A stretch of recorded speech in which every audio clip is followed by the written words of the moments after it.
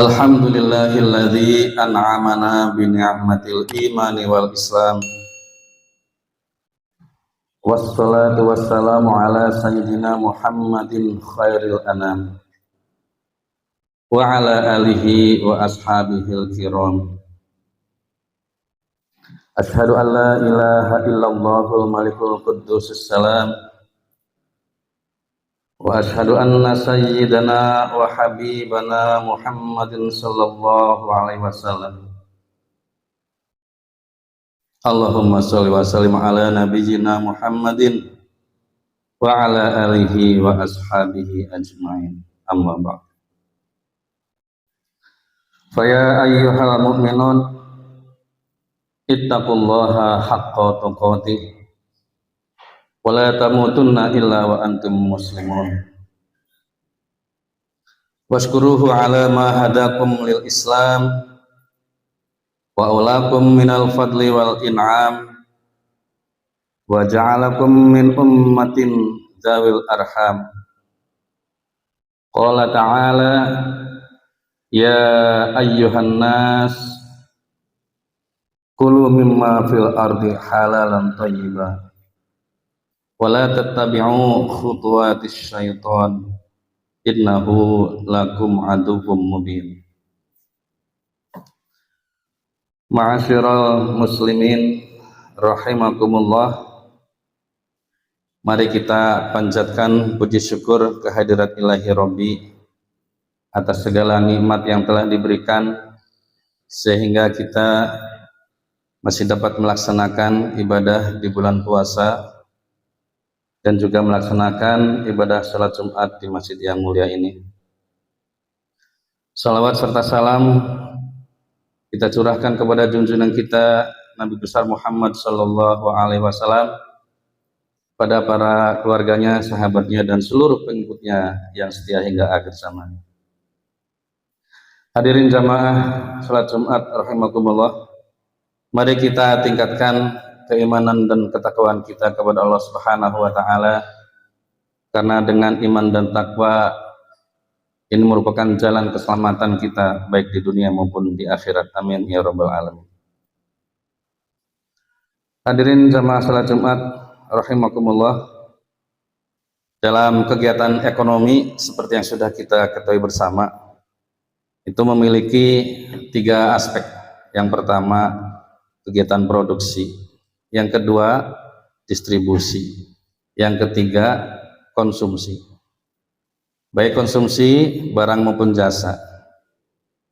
Terutama sekali yang melekat pada kegiatan bulan suci Ramadan, salah satunya adalah konsumsi terkait dengan persoalan makanan dan minuman yang kita konsumsi baik pada saat sahur maupun pada saat puasa maupun pada saat berbuka.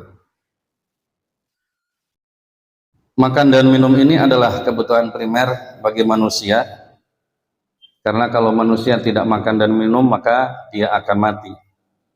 Sehingga perkara ini terkait karena untuk menjaga nyawa manusia. Dan ternyata saudara-saudara sekalian, di antara wujud ketakwaan kepada Allah Subhanahu wa taala adalah senantiasa mencari dan mengonsumsi rezeki yang halal dan menghindari rezeki haram bagi diri dan keluarga kita. Allah Subhanahu wa taala berfirman, a'udzubillahi minasyaitonir rajim. Ya ayyuhan nasu kulu mimma fil ardi halalan thayyiba wa la tattabi'u khutuwatis syaitan innahu lakum aduwwum mubin. Wahai manusia, makanlah sebagian makanan di bumi yang halal lagi baik, dan janganlah mengikuti langkah-langkah setan. Sesungguhnya ia bagimu merupakan musuh yang nyata. Quran surat Al-Baqarah ayat 168. Ayat ini mengingatkan seluruh manusia untuk senantiasa mengonsumsi makanan halal dan tidak boleh memperturutkan hawa nafsu. Sering kita mendengar istilah H3, halal, haram, hantam. Ini merupakan bentuk kerakusan dan kemauan setan yang kita semua dilarang untuk mengikutinya. Dalam ayat ini ditegaskan bahwa jika kita memperturutkan hawa nafsu dengan memakan apa saja, kita sama saja telah mengikuti langkah-langkah setan yang merupakan musuh nyata bagi manusia. Jamaah Jumat rahimakumullah. Di antara cara untuk menjaga diri dari memperturutkan hawa nafsu dengan memakan apa saja, Islam telah mensyariatkan ibadah yang bernama puasa. Selain puasa-puasa sunnah yang dapat dilakukan sesuai syariat, Islam pun mewajibkan umatnya untuk berpuasa sebulan penuh, yakni puasa di bulan Ramadan. Puasa bulan Ramadan ini adalah salah satu ibadah yang dilakukan oleh umat Islam sebagai bentuk pengabdian kepada Allah Subhanahu wa Ta'ala. Selain meningkatkan ibadah, puasa Ramadan juga mengajarkan untuk lebih memperhatikan aspek kehalalan, kesehatan, dan nutrisi dari makanan yang kita konsumsi. Oleh karena itu, dalam khutbah ini khatib ingin menyampaikan materi tentang pentingnya makanan halal, khususnya pada puasa bulan Ramadan. Ma'asyiral muslimin rahimakumullah. Sebagai seorang muslim, kita harus memahami bahwa makanan halal memegang peran yang sangat penting dalam kesehatan dan keberkahan kehidupan kita. Makanan halal adalah makanan yang diproses dan diolah dengan cara yang sesuai dengan ajaran Islam, dengan menjaga aspek kesucian dan kebersihan dari makanan tersebut. Selain itu, makanan halal juga tidak mengandung bahan-bahan yang haram, yang jenisnya sudah ditentukan dalam hukum Islam. Bulan Ramadan menjadi momentum penting bagi umat Islam untuk memperhatikan aspek halal ini. Hal ini karena bulan Ramadan identik dengan dua buah kegiatan ibadah yang tak lepas dari makanan dan minuman, yaitu buka puasa dan sahur. Saat berbuka puasa, lazimnya kita mempersiapkan aneka makanan untuk mengobati rasa lapar dan dahaga. Tidak jarang kita makan berbagai jenis makanan sampai sering merasa kekenyangan. Begitu juga saat sahur, kita sering mempersiapkan diri untuk menjaga stamina dengan makan sahur berbagai aneka makanan dan minuman. Kita harus memastikan makanan yang kita makan saat malam hari di bulan Ramadan adalah makanan halal dan bersih dari segala jenis bahan yang haram. Makanan halal akan membantu menjaga kesehatan tubuh kita selama berpuasa, karena makanan halal cenderung lebih sehat dan bersih dari bahan-bahan yang tidak sehat. Selain itu, makanan halal juga merupakan salah satu bentuk ibadah kita kepada Allah. Ketika kita memakan makanan halal, kita membuktikan bahwa kita taat dan patuh terhadap ajaran Islam.